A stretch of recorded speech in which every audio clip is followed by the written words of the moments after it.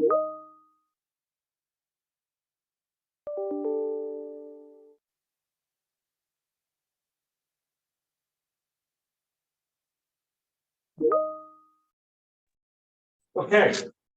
I think we're going to get started.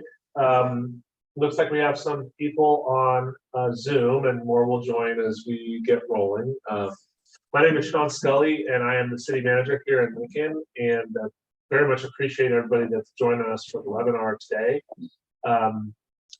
We are here to have, give a presentation on the water, wastewater, and solid waste enterprise funds and associated rates that are being formulated currently for the city of Lincoln. And I'm going to just make a couple quick comments, and then I'm going to introduce everybody that's on the panel today. And we probably have roughly about a 25 to 30-minute presentation, and then we'll try to leave plenty of time for Q&A and discussion for those that want to stick around for that.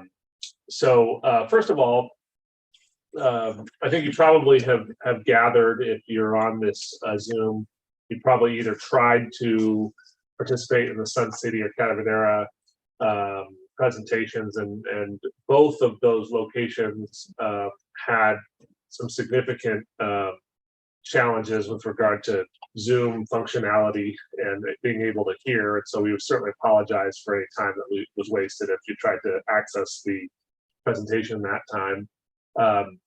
That said, this is a much better, hopefully much more clear format where you can see the presentation right up in front, and we'll be able to interact with you hopefully very easily. So what we're going to be discussing today, as I said, is the water, wastewater, and solid waste funds, and a fairly significant course correction financially that is being analyzed currently as a result of all three funds being in fairly significant financial distress at the time. And there's a number of reasons for that we'll go into later, but in broad strokes, what we can say is that all three funds have not been adjusted, some in 10 years roughly, and others in 5 years roughly. So that is a significant concern, and there's a variety of reasons for that.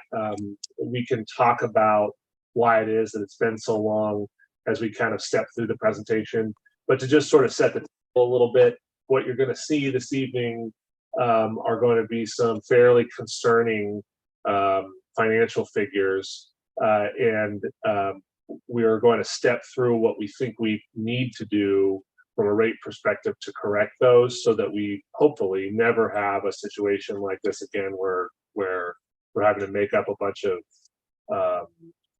distance in a short period of time. So with that, I'm going to address one last thing, which is that we are joined this evening by Raf Tellis, who is the rate consultant that has written these studies.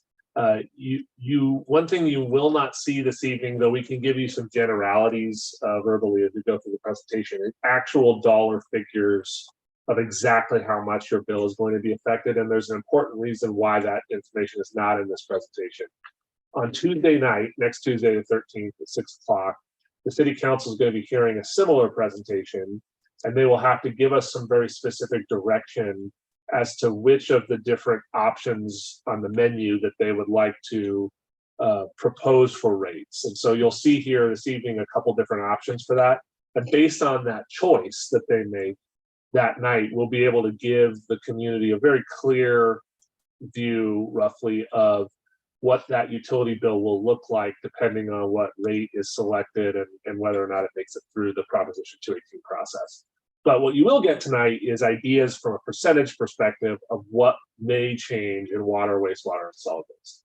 So with that, I'm going to go ahead and introduce the panel. This evening, we have Nita Racker, who is our finance director. We have Matthew Bedell, who is our public works director. We have Angela Frost, who is our environmental services manager. Jennifer Bryan is our Chief Information and Technology Officer, who's sort of just running this Zoom meeting this evening. And we also have Teresa, Sarah, and Gina, all from Raptellus, who have been working in various capacities on these studies. And the last thing I'll say before I turn it over to Nita is that this is really the beginning of the process.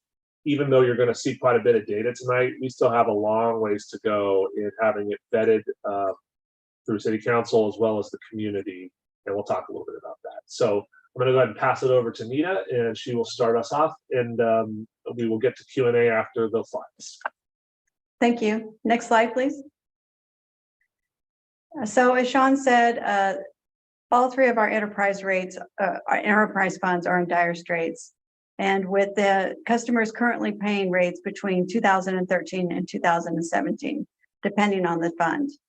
And as a result of not having continual and regular rate increases, these funds are in poor shape. As I stated, we're currently not collecting enough revenues in order to pay for the expenses. The funds have been existing in a deficit status for the last several years. So deficit status means simply that we have more expenses than we have revenues in to cover those costs. And as a result of that deficit status, each year we're taking a dip into the reserve fund, into the fund balance, and depleting that fund.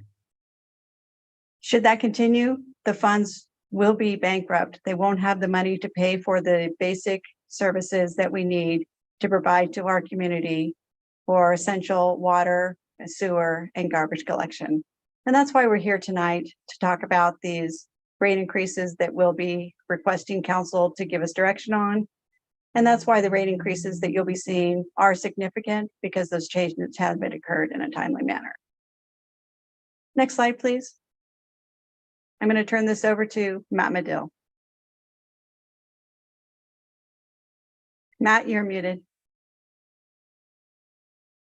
Thank you, Nita. Good evening. My name is Matthew Medill, Public Works Director, and our Public Works Department is responsible for the maintenance and operations of the water, wastewater, and the solid waste division. We are responsible for regulatory compliance in all aspects of those utilities. Next slide, please. In regards to the water system and our water division, we have one supervisor in the division and 7 staff. The system includes approximately $750 million to $1 billion based on engineers' estimates for the value of the facilities that we own, operate, and maintain.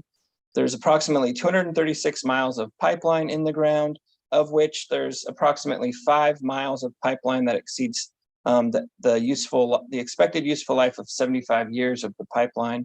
We have 3 relatively new water storage tanks, that's good news, and 5 groundwater wells that are located on the west side of town. We do get our water, our treated water supply from Placer County Water Agency, and we do have a booster station at Catavedera to help during those high demand periods in the summer to make sure that our customers have an adequate water supply with good pressure. We do have 13 pressure regulating valves that we monitor to ensure that all of our residents have safe and reliable, sufficient water supply with sufficient pressure. And we do have a typo on this slide. We do have approximately 21,000 service connections. Next slide, please. Thank you, Matt. So as I talked about in the beginning of this presentation, that all of our enterprise funds are in a deficit status. So this is what the fund would look like if we did nothing, if we don't raise rates, if we continue to keep the status quo. As you can see from this very stark slide, that the water fund is in the worst shape of all 3 of our enterprise funds. Without an increase in rates, we won't have sufficient funds to pay for the standard operations. We get our water through PCWA, pardon me, and without a rate increase, we won't even be able to pay for the water consumption that our customers use, let alone needed repairs or capital improvements. So that's why we're here this evening, is to talk about those needed changes. Next slide, please. As I mentioned at the beginning, the rate adjustments that we're asking for are extreme. And as I said just a moment ago, the water fund is in the worst shape of all three of the funds. And as a result of the need to right the ship on this water fund and to put it back on its feet, we're going to be proposing two rate proposal adjustments to council. The first would be an increase of 84% in year one, with 3% increases thereafter. Now, we know that is a large number. We know it's shocking. We know how drastic that it feels and that it is really. Our other proposal that we're going to present to council is more of a phased in approach, which would have 50% in year one, 10% in year 2, 3, 4, and 5% in the final year. The second proposal does work. It will meet the basic needs of the city. However, with the lower adjustment in year one, if anything should happen in the fund, if there should be any significant expenditures, the fund won't have the money to pay for those expenditures. And that's why staff is going to be recommending the more extreme increase, but it will be up to council to give direction to staff on which rate proposal that they choose. Next slide, please. Matt's going to speak to us about the consequences of not maintaining our water system. Good evening again. In regards to how we got here operationally, the CPI has increased 40% over the last 10 years, and effectively the rate has been steady state. Also, in regards to that slide that Nita shared, we have only a few $1 million in our reserve fund. We have nearly $1 billion of infrastructure, and we need to be replacing infrastructure regularly. One of the things that we're already planning on doing, regardless of the rate study adoption, we're already planning to do a water master plan to better inform us in future rate studies, as well as we're going to be developing an asset management plan and application so that we actually track, monitor all the remaining service life of all of our assets, as well as institute a replacement plan and schedule.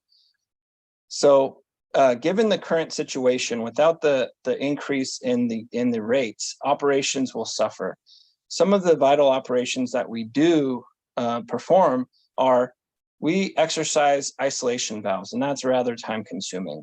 And we need the staff to do that. One of the purposes of the isolation valves is to make sure that we can minimize the size of water outages when we do experience a break.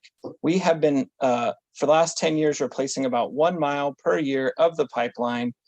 And we should be, based on the 75-year life, we should be replacing about 3 miles of pipeline per year, as well as putting away reserves for those wells and those water storage tanks for replacement and refurbishment in the future. Also, we flush our system. Some areas don't have as much velocity in the system, and we need to scour those pipes. We need to open up those fire hydrants, and we need to get the sediment out of there to maintain that clean drinking water for everyone. Another item that we do that's very critical to the water quality in the system is cross connection program. We go up into places like Lincoln Crossing, Sun City, and we need to verify regularly that irrigation technicians or contractors don't cross connect the non-potable reclaimed water system with our drinking water system, and that is time consuming and costly. In regards to the infrequent emergency repairs due to the aging infrastructure, last year we had 26 emergency repairs that caused disruption to service to our customers, and we need to regularly replace those pipelines before they reach the end of service life, so we don't waste money on costly unnecessary repairs. When we do have pressure loss in the system, we can, because there's low pressure, some of those old sewer pipelines that we have that many times are within 10 feet of the water system could be leaking sewage, and we don't want to take that sewage into our drinking water system. But during breaks, we do have to isolate the system. The pressure does drop, and we perform flushing, but we do have to take bacteria samples just to make sure that there's no contamination, which we regularly do, and we haven't had that issue. Otherwise, we'd have to notice. For the capital, it's just really critical that we regularly maintain the portions of our system that have the highest probability of failure and the highest consequence of failure. Skipping to the end of the slide, if we do have a catastrophic failure, that could lead to property damage, flooding, health and safety concerns, as well as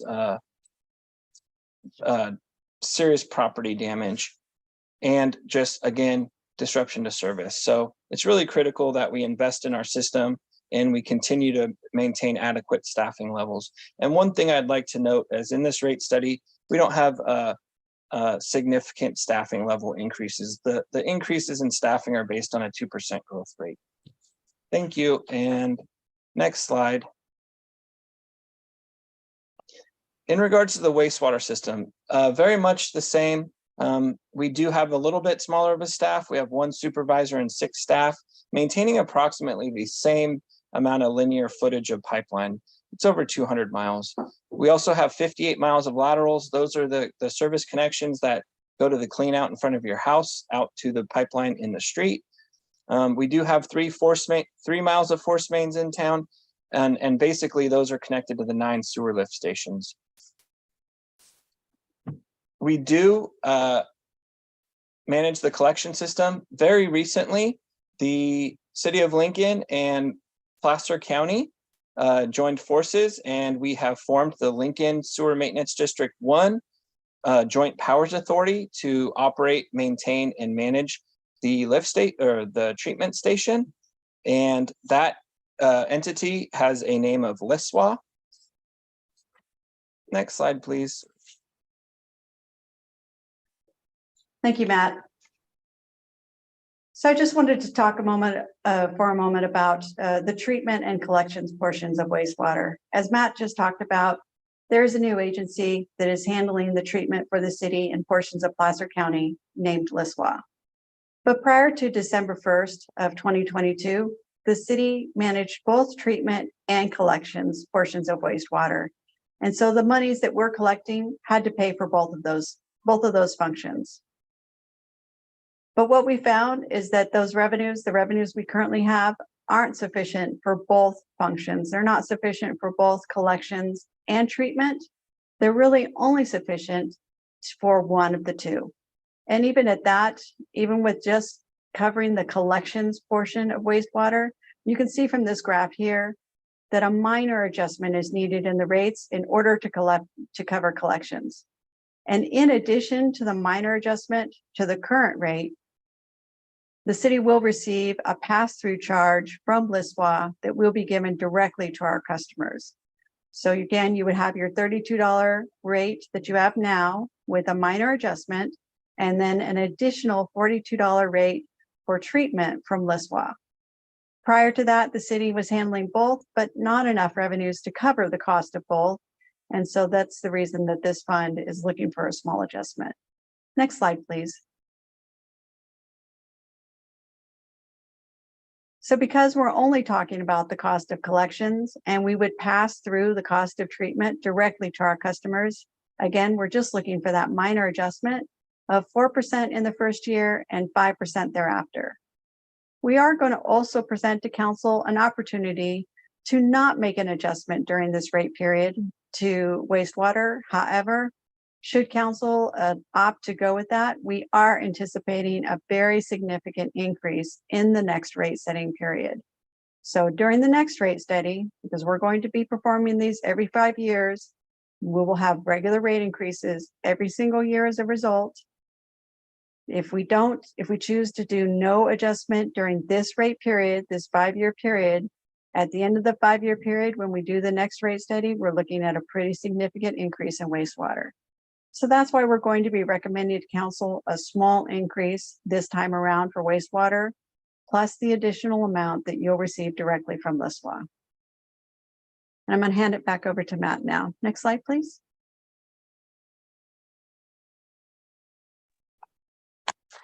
In regards to the wastewater collection system, 2 of the things that we're going to be doing over the next 5-year study, regardless of the adoption of the rate, is we will be preparing an updated sewer master plan, which will guide future decisions on the system, including capital replacement and things of that nature.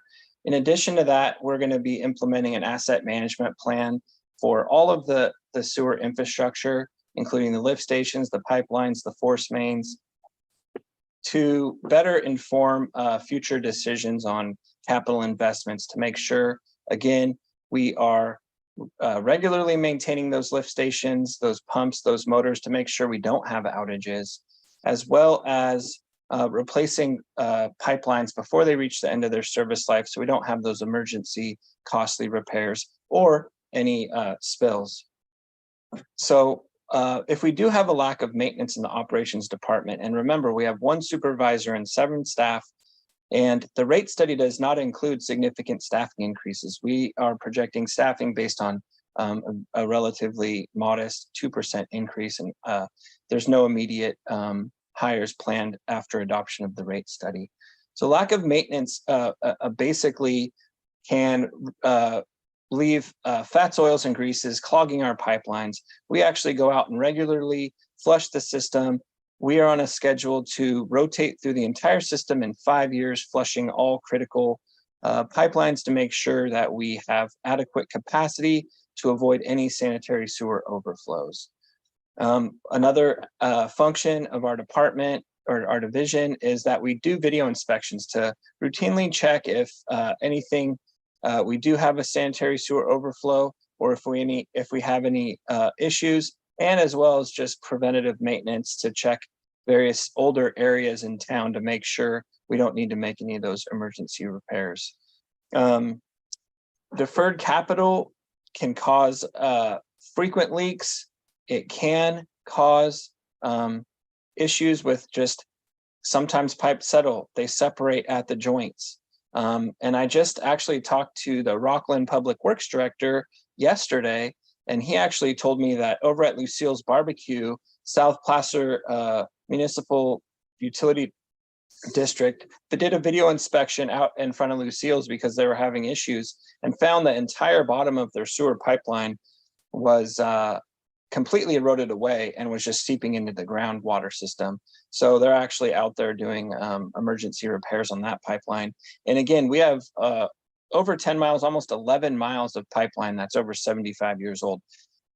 These pipelines are well overdue for replacement, and we need to get that done. And ultimately, if we have a major spill, we are subject to state fines, lawsuits, or even we could affect private citizens. We could, put a sanitary sewer overflow could affect a community. It could affect a residence or businesses. And sometimes the old pipelines in downtown Lincoln the restaurants do experience sanitary sewer overflows. I know of 2 restaurants that were impacted by sanitary sewer overflows. So it's critical that we replace this infrastructure. And before we move to the next slide, I just wanted to mention that both the water and wastewater capital plan includes, basically the water plan includes $1 million of reserves set aside to replace those 3 water storage tanks and the 5 wells at the end of their useful life.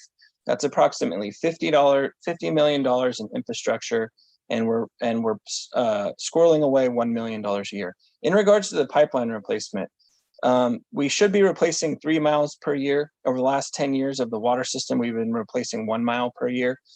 The rate study includes 1 mile of water pipeline replacement for the first 5 years. And after the first 5 years, we're going to elevate that to 2 miles of pipeline replacement a year, which is a big step in the right direction, but we should at some point get to 3 miles per year. So we were very conscientious of the impact on the rates, and we scaled our CIP plan accordingly. And with wastewater, about the same. For the 9 lift stations, I believe we are setting aside $600,000 in reserve to build up funds to replace that infrastructure when it's at the end of its useful life. And with the sewer pipeline, we have not been doing the 1 mile per year. We've been doing very minimal spot repairs in the sewer system. It's been, the maintenance been significantly deferred. It's well overdue. So we are planning the 1 mile per year pipeline replacement for the first 5 years, which will take care of half of that over 75-year-old pipeline. And then in the following years, we're going to elevate to 2 years. That's what's scheduled. we feel like we put together a scaled approach that our staff can handle as far as ramping up our CIP effort, but it's well overdue. And as you can tell, there's serious consequences that we would really like to avoid to keep the costs down for our residents and the service at an excellent service level. And next slide, please. All right, And good. Angela, okay, go ahead, Oh. Angela. Good evening. I am Angela Frost, the Environmental Services Manager for the city, and I'll be providing a quick overview of solid waste services. The city provides its own collection of solid waste services to Lincoln customers. The department has 1 supervisor and 16 staff. We serve residential and commercial customers and haul our trash directly to the Western Placer Waste Management Authority, also known as WAPMA. On the residential side, we offer trash pickup weekly and green waste pickup bi-weekly. In Placer County, we are known for our one big bin system, where all the trash is put into one container with recyclables and food waste. And we take it to our local materials recovery facility, where everything is sorted by hands and machinery. Our green waste can contains yard waste and grass clippings, and we also provide daily service to our commercial customers. We offer cardboard recycling centers, which has grown tremendously over the last couple of years. And we have 2 collection sites, one at 12 Bridges Library and the other at Joyner Park. We offer Wednesday collection of household hazardous waste materials. These are by appointments only. You do have to call our Public Works main line, but that collection includes batteries, electronic waste, fats, oils, and grease, and used oil and filters. We also facilitate other programs throughout town. And because we haul our debris directly to the material recovery facility and landfill, we pay the disposal fees set by the Western Placer Waste Management Authority. So it's a direct pass-through. So now I'll turn it back over to Nita to provide some information on the current status of the enterprise fund. Thank you, Angela. So I'll say that the solid waste fund is actually the healthiest of our 3 funds. But unfortunately, that's not saying a lot. As you can see with this fund, it's not until 2025 that we're into a deficit status or a significant loss status with this fund, with not having any balance. And so we're trying to avoid that, which is why we're asking for rate proposal and rate increases now, so that we can put this fund back on its feet. But if not, we do have a couple more years that we could limp by before we are in dire straits for this fund. Next slide, please. Because of the health of this fund, as the previous slide just showed, that it's again not in those extreme dire straits of the other 2 funds, we're only providing 1 rate proposal to council. We believe that this increase, while slightly above what you might see in a normal yearly rate increase, is still well below any of the other increases in the other 2 funds. But we believe that this is the increase that is needed in order to put this fund back on its feet and to make it financially viable, and to ensure that we can continue to provide the same level of service that we're providing now, to stay up on regulatory mandates, and to pay the tipping fees that we're being charged by WAPMA. Next slide, please. Angela? All right, so I'll go over some of the consequences of keeping the status quo rate and not accepting or adopting an increase. So for operations, if we don't increase our rates, we have the potential for reduction in frequency of service. So instead of the weekly service for trash, we may have to consider every other week. And if we do less frequent pickups, that would cause increased odors, increased pests, more mice complaints, rodent issues, and also the potential for illegal dumping. If you can't get your trash serviced every week, you may consider putting it somewhere else so that it's out of your sight, out of your smell zone. Recycling centers is huge right now with all of the Amazon purchases, online shopping. That's something that we may have to eliminate. It's very costly, and we do service and run that both center pickups every day. And residents would be forced to have to haul their cardboard to the local material recovery facility directly to recycle their cardboard there, or it could also illegal dumping. On the capital side, if we defer maintenance, it would result in frequent fleet breakdowns and cause overtime costs and disruptions to service. So when a driver on route, it breaks down, we have to call an additional driver to help service and continue that route. So it's extra cost on the overtime for the employee to finish that route. And then customers are not receiving their pickup in a timely manner. Could be later that day, could be the next day, which we would want to avoid. And we also have heavy regulations in solid waste. So non-compliance would be detrimental and very costly. One of the regulations coming up is moving towards electric vehicles. And that includes big trucks, fleet trucks like our garbage trucks. Where they're still working on that and fine tuning the vehicles themselves. They currently can't hold a full route. Their battery life only lasts about halfway. So it's still not efficient yet, but that's something we need to be thinking about and planning for on the capital side, so we don't have to pay hundreds of thousands of fines in the end.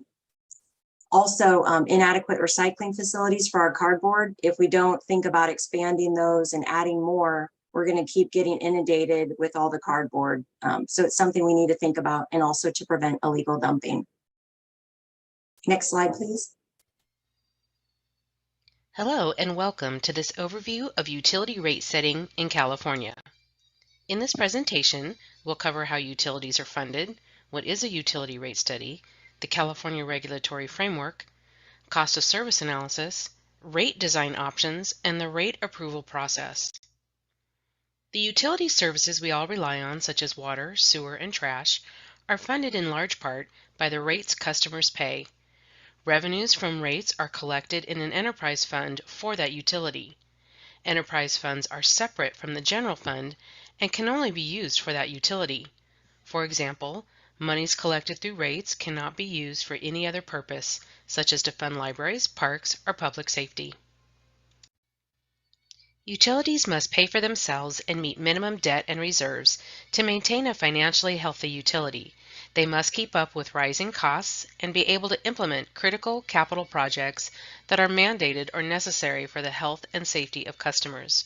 Enterprises are funded by customer rate revenue as a not-for-profit business. And California law requires that rates must be based on the cost of providing the enterprise's service. The purpose of a rate study is to reconcile the differences in projected expenses and revenues and factor actual expenses and surpluses or deficits into the projected revenue needs. Conducting rate studies on a regular basis are critical to the healthy operation of the utility and to ensure that the utility is setting a course toward meeting future financial obligations. Rate studies are typically performed every 3 to 5 years, ideally by expert financial analysts. Rates and fees must fund operations and capital projects, maintain reserves, and ensure customer rate equity. A thorough analysis resulting in a financial plan, cost of service study, and rate design is a best management practice in how we'll achieve fiscal stewardship of utility operations and ensure delivery of safe, reliable, high-quality services that are essential to our everyday life. The rate study is a financial planning process to set rates that consider the following factors: that rates are fair and equitable, aligned with community values and priorities, that rates are sufficient to ensure the utility's continued financial viability, ensure efficient operations and critical routine maintenance, enable critical infrastructure investment and comply with ever more stringent regulatory requirements, and that rates are in compliance with state law. Performed regularly, utility rate studies provide transparency into what can be expected in the years ahead and ensure the enterprise has the financial resources to meet its budget, manage system capacity for growth, remain compliant with new and existing state and federal regulations, maintain infrastructure, and implement new technologies and a capital improvement program known as the CIP. Over the past 10 years, inflation has risen nearly 30%, impacting the cost to operate and maintain these systems. Similar to higher costs for most consumer goods, utilities are impacted by rising costs for energy, fuel, equipment, parts, and labor. California's legal framework guides how to determine rates and charges for utility services. In 1996, California voters approved the Right to Vote on Taxes Act, also known as Proposition 218, which established new requirements for setting local government fees and charges, including utility rates. Substantive requirements of Proposition 218 include that revenues cannot exceed the funds required to provide the service. Revenues cannot be used for any purpose other than to pay for the service for which it was charged, and the amount of the fee cannot exceed the proportional cost of providing service. The utility is tasked to set rates proportional to the cost of providing the service, reasonably allocate amongst grouped ratepayers based on a cost of service, and use reliable data. Prop 218 outlines the following rate setting process. Identify the parcels subject to the charge, calculate the amount of the charge to be imposed, provide written notice to all property owners, and hold a public hearing. The notice includes the proposed rates, the basis upon which the amounts were calculated, the reason for the rates and charges, and the date, time, and location of the public hearing. A public hearing will be held not less than 45 days from mailing the notice. At the hearing, protest to charges will be considered. If a majority of property owners and customers protest the charge, the City Council cannot adopt the proposed changes. Typically, there are 5 steps in a rate study. Step 1 is simply a process by which we get to know what's important to the organization and the community. This can include such things as conservation, affordability, or different rate structures. In Step 2, we conduct what's known as a financial plan to assess how much money the utility needs in any particular year. In Step 3, we conduct a cost of service and rate design, which involves detailed calculations, alternatives, and customer impacts. In Step 4, once a rate proposal is determined, the study is documented in a study report that will serve as part of the city's administrative record. Finally, in Step 5, utility customers are notified of proposed rates 45 days before the public hearing. Prop 218 also prescribes a way for customers to register their opposition to proposed utility rate changes. The financial plan projects revenue and expenses to determine if revenue is sufficient to fund operations.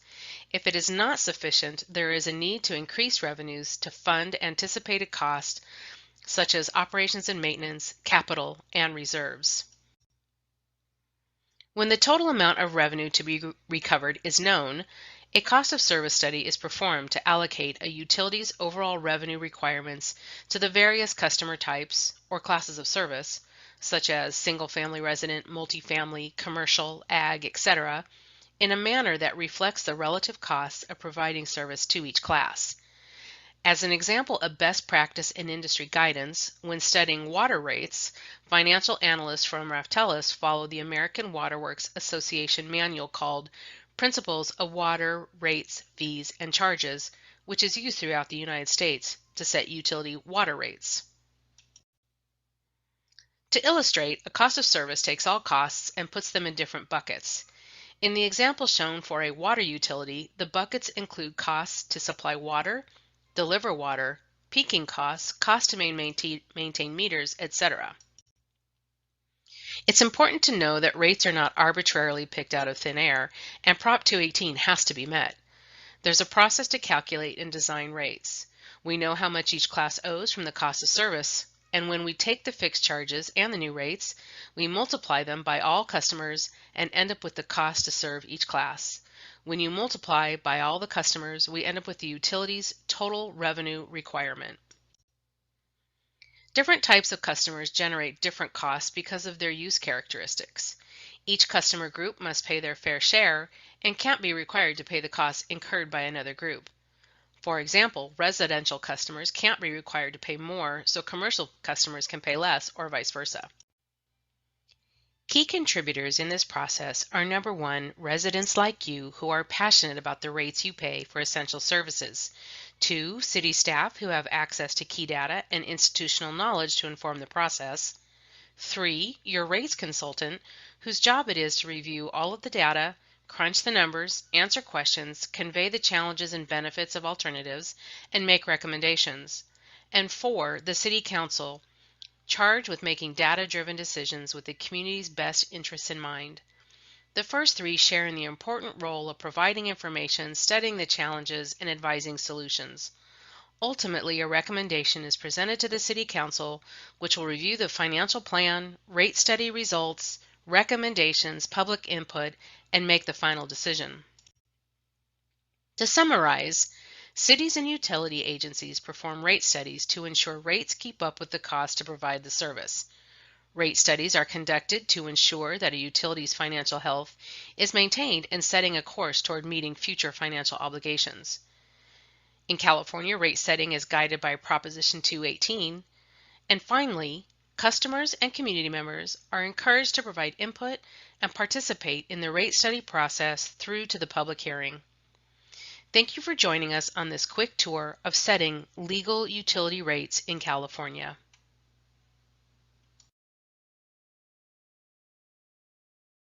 So as Sean said at the beginning of this meeting, this is really just the first step in the process. Throughout this week, we've held several community meetings as well as an open house in addition to this webinar. But next Tuesday really begins the process. We will present to City Council on June 13th at their 6 p.m. regular meeting the proposed rate studies. In addition to the information that is in this presentation, there will be much more information on how the rates were calculated, how they were designed. There will be rate comparisons in addition to the rates that are proposed to be paid by customers. We encourage you to either attend that meeting in person or via Zoom. Once the council gives the should the council choose to give us direction on a proposed rate structure, the Prop 218 process begins. Shortly thereafter, we'll mail out Prop 218 notices to all homeowners and account owners. Once that notice comes out, the 45-day clock starts. In addition, once the notice is mailed, you'll find on our website, lincolnca.gov/rate studies, a copy of the detailed rate report, which will contain much of the information, again, regarding the analysis, the construction of the rate design, the comparator bills, and much more information. Next slide, please. We hope that you will continue to follow this process and please have a voice in it. Visit our webpage regularly. We've set up a webpage just for this process at lincolnca.gov/rate studies. You may also email your questions to ratestudyqs@lincolnca.gov. On the rate page, you'll find FAQs, this video, as well as 2 other videos, the copies of the presentations given this week, a meeting schedule, and eventually the rate studies report once it becomes available. I'm going to turn it over to Sean. Thanks, everyone. Okay, now the part people have been waiting for, the Q&A. Before we start taking audible questions, you have really a couple options. You can type your question into the chat, which is located at the Q&A section of the bottom of your Zoom if you have that there. Or as I see Lena has already done, you can raise your hand and we will unmute you and you can ask that question. But before we get to Lena's question, we did have a question in the chat towards the beginning of the presentation from Kathleen Gentry. I'm just going to read it so everybody knows it. Hello, just wondering how much developers who are building all of the new housing are paying in fees. Obviously, all of the new residents in Lincoln are having an impact on these services. So it's a great question. It's been asked a number of times, and I'll give you a detailed answer, and then I'll also give you a more general answer. The detailed answer is that every single new home that is built in Lincoln, or a commercial business or industrial building, pays a water connection fee. And that fee is split up into a couple of sections. It's split up into sections that fund infrastructure that serves wherever they're building the property. And so that is frequently main lines and other transmission. And I'm just speaking about water, but this applies to all three funds. They pay a fee um, for each one of the three different utilities. And just to use water as an illustrative example, if it's a single family home, a standard single family home on a roughly 6,000 square foot lot, they're paying roughly $15,000 per home as a one-time fee just to get into the system. It's sort of like a buy-in fee. And we use those dollars to fund infrastructure to serve those areas so that the ratepayers are not paying for the cost of those infrastructure to serve them. They also pay, part of that fee also includes a fee that goes towards our partnership with Placer County Water Agency for the creation and ongoing construction of facilities that help us make sure that we have reliable and consistent water that we're purchasing wholesale now and into the future. In addition to that, those new homes pay, just like you do, a utility bill every month. And that utility bill goes to pay for their proportionate share of each and every gallon of water that they're receiving to their home. And it is, but I will say that there is some benefit to growth to your utility because the more people that are paying into the totality of the system, you do receive eventually some economies of scale versus a very, for example, in very, very small communities that do not grow much, those customers have to bear the full cost of whatever the upgrades or costs are of those systems without additional people paying into the pie. So hopefully that answers your question. And we do have another one in the chat, but before we go there, we will go to Lena for her question. Good evening. Thank you for the presentation. It was very well done. Appreciate it. My question is regarding wastewater rates. Since North Auburn is part of our wastewater system, will they be paying the same rates that Lincoln does? Thank you. Yeah, the answer to that question in short strokes is yes. They have their own, we split wastewater for the purposes of Lincoln and really for Placer County too in two sections. There's collections, which I don't really like that term because I always think of collections like somebody calling you to get a bill. Collections in this sense means the pipes that are taking the wastewater from your home, your sink and your toilet away from you and to the wastewater plant. So that's one part of the wastewater system. The other part is the treatment part, which is the plant that we have to the west of town. And so the way that the cost is proportioned is that we're just gonna make it really simple. Let's say it costs $100 a year. It's a lot more than that, but it's $100 a year to treat all of our wastewater. However much wastewater is sent to our plant from North Auburn, and however much Lincoln sends to our plant, we know exactly how much it is. We monitor it through various meters.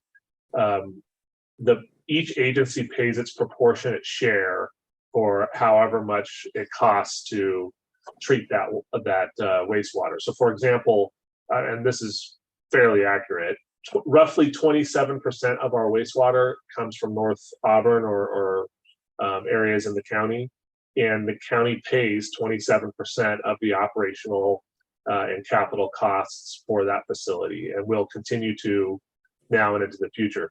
Whether the county decide to assess that appropriately to their customers is really their business, but they are required, the county are required to pay their proportionate share so that Lincoln residents are not subsidizing Placer County residents.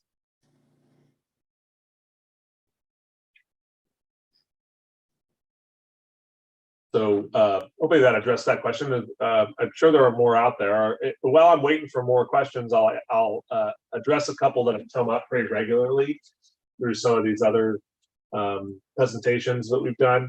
One of the questions that we've got, which is the fairest question of all, is how is it possible that it has gotten to a point where we have to do rates of this magnitude?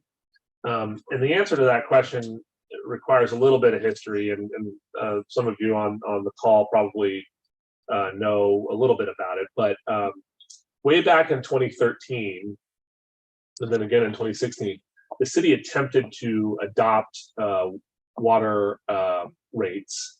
And if you think back to 2013, that was around the time that, and even before that, that the state of California was in a significant drought.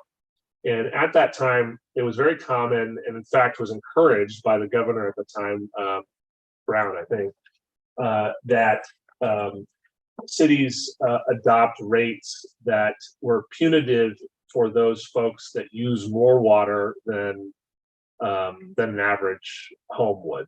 And there were a number of cities that adopted those. And then a few years after that, there was a court case. I think it was out of it was a coastal community north of Pismo, and I'm forgetting which one exactly off the top of my head. But basically, a court found that you can't do that under Proposition 218. It's illegal. And the city of Lincoln was challenged legally at that time. And after quite a protracted battle, it was before my time, but what I understand, the city lost or settled that suit and issued refunds. And essentially the rates reverted back to what they were roughly 10 years ago. And so as a consequence of that, we have had many, many years of really no adjustments to that fund.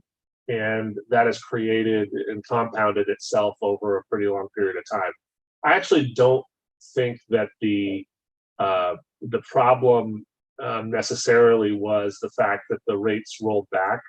That was obviously the correct interpretation of the law as it stands today.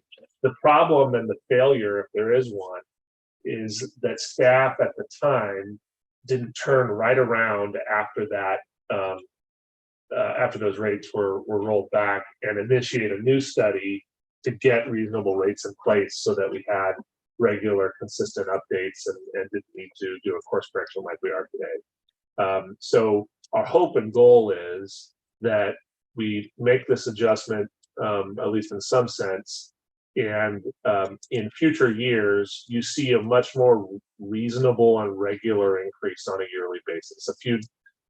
A couple percentage points a year to keep up with costs, and hopefully it's generally negligible to the vast majority of our customers. The other question, two questions that we get pretty regularly is, okay, Sean, I understand this, appreciate the information. I'm not really happy about what I'm hearing, but you didn't tell me what this means for my bill. So what I'm going to tell you today is not definitive. You'll have to tune in Tuesday night to get something much more definitive. But our average utility bill on Lincoln is roughly $100 to $105 for all three services. That can vary a little bit depending on the size of your lot and how much water is being used, but generally it's roughly in that range for the vast majority of our customers.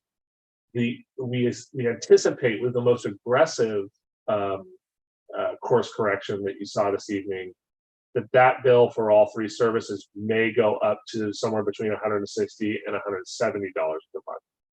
So the follow-up question I get when we say that is, okay, what does that mean compared to other jurisdictions?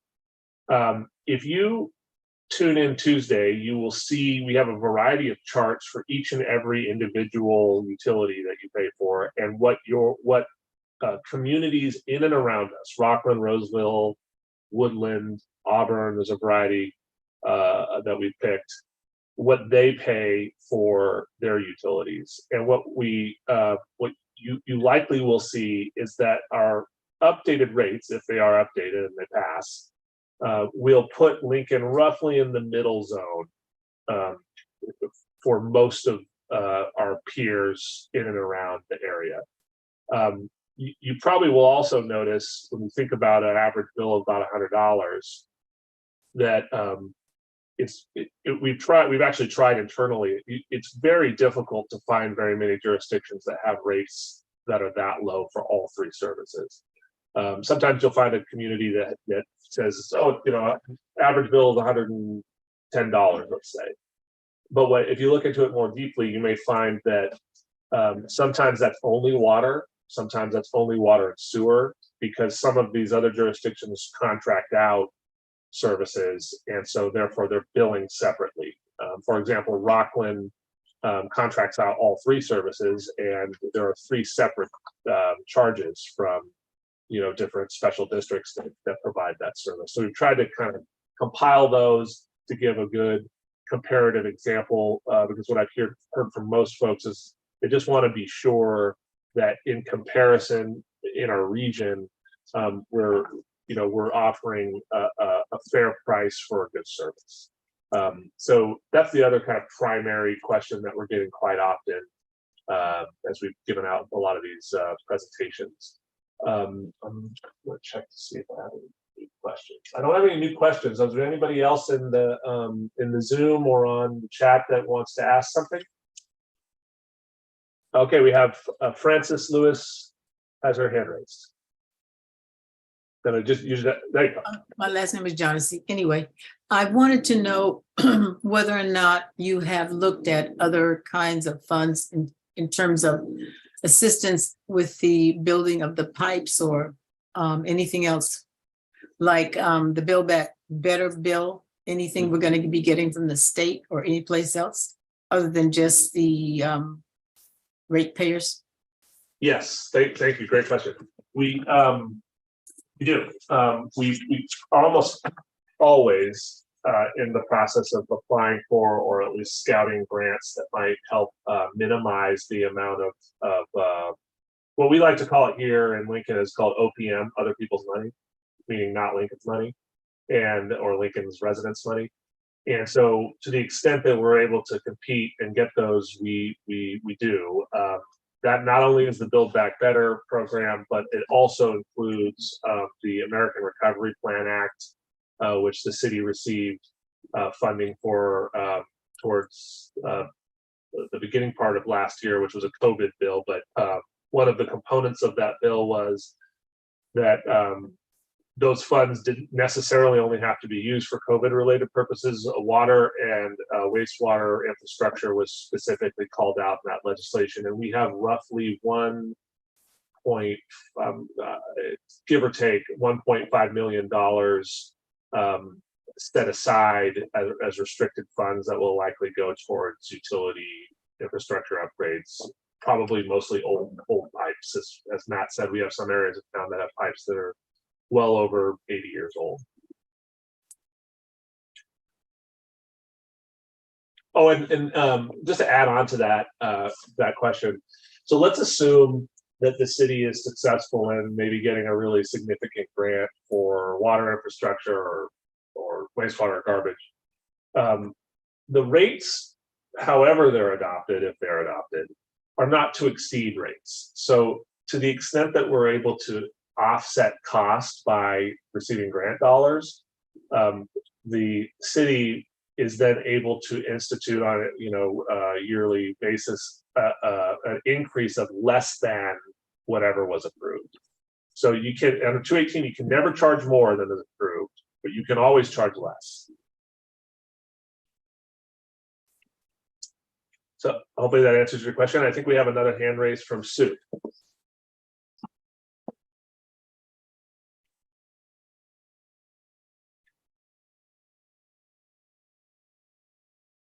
Sue, please unmute yourself.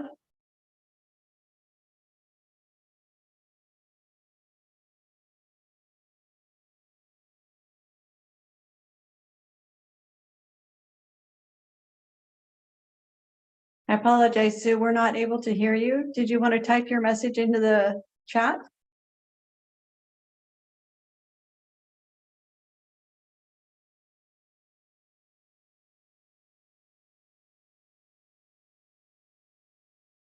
We'll give Sue a minute here. So while we're waiting for that, one of the things that I think that I can also add is the city council is going to have on Tuesday night the ability to do one of four things, really. They could adopt recommended proposals. They could go with one of the other options that have been laid out for them. The third is they could direct a third option, which is they could say, hey, we see the percentages and we'd like to spread them a totally different way. Or the fourth option is they could say, we don't like any of the options, go back and restudy it, which is always an option. And I think I did get a question from Sue. She stated she Didn't have a question. Okay. Okay.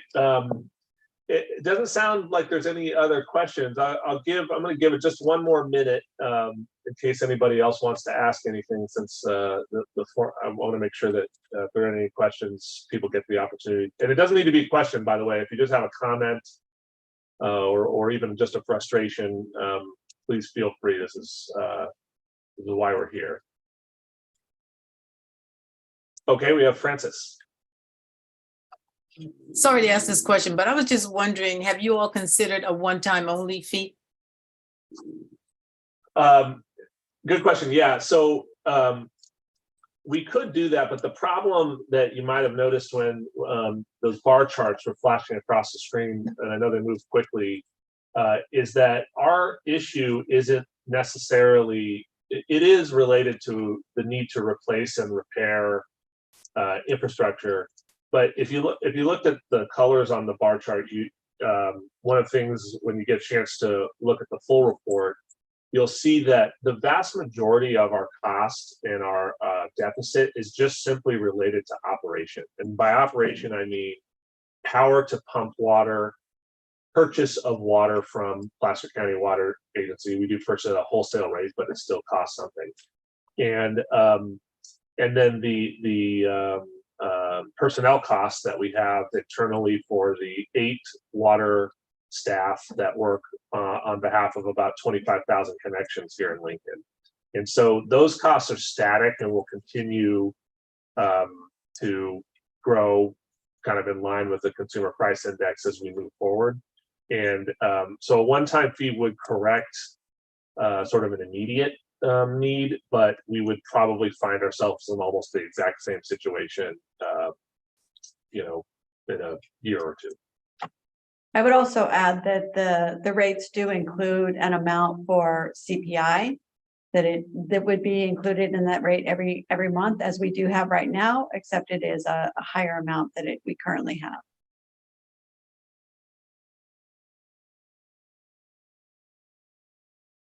Sean, you are muted. We have a question from Sue that says, if we were on this call or this Zoom, will we automatically get a Zoom invite for the city for the June 13th city council meeting? Jen, our IT person, probably can answer that. I don't know if she's able to answer because she's running the meeting at the same time. You will not automatically get an invite, but I can send you the link to the invite to register for the next meeting. Otherwise, you can find the link to register for the meeting on our website, which is lincolnca.gov/rate studies. The one other option you have too is if I think our agenda posts tomorrow and it'll be on our front page, you can click the agenda to read the reports that are in there of this and a variety of other matters. And there's usually a link on that agenda to the Zoom, which will allow you to get in that way too.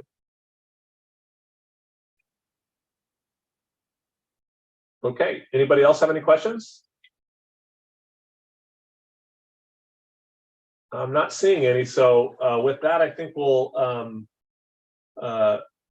call it a night, and we really hope and would love if we know it's a lot to ask because everybody's busy, but if you have some time on Tuesday night, even if you're just doing it from home, or you're always welcome to come down, we certainly would like to have as many people present as possible so that you can inform the decisions of the city council as they kind of wrestle with this pretty difficult issue. And certainly appreciate everybody taking a little over an hour of your Thursday evening, and we hope to see you Tuesday night.